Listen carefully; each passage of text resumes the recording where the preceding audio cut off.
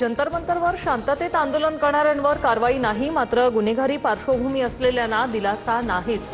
दिल्ली पोलिसांचं स्पष्टीकरण. सुप्रीम कोर्टाच्या आदेशाचं दिल्ली सरकार पालन करणार. प्रधान यांचा राजीनामा घेऊन मोदींनी स्वतःची खुर्ची वाचवली. मल्लिकार्जुन खरगेंचा पंतप्रधानांवर निशाणा, तर लाठीचार्जबाबत अमित शहा गप्प का? मोदींनी शहांचा राजीनामा घ्यावा, खरगे आक्रमक. पेपरफुटी प्रकरणात अडकलेले महाराष्ट्रातील 8 जण भाजपचे सदस्य. राज्यसभेत संजय राऊतांचा आरोप, तर मी लापता गृहमंत्री नावाची फिल्म बनवणार, राऊतांचा टोला.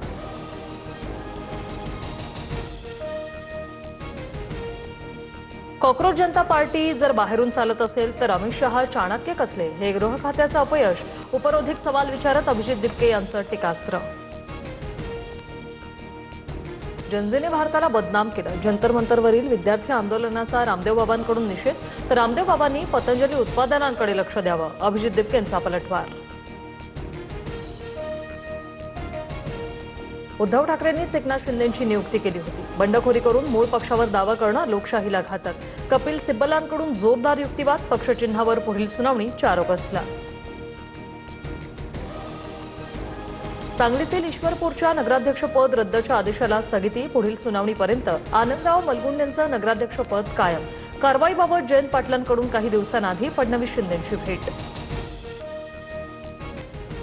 सत्तेत जाण्याचा निर्णय घेतात तेव्हा मोठी घटना घडते, त्यामुळे आहे तिथेच राहण्याचा निर्णय घ्यावा. नताशा आव्हाडांच्या ट्विटने उलटसुलट चर्चा. पवारांच्या एनसीपीची सत्तेत जाण्याची चर्चा असतानाच ट्विट.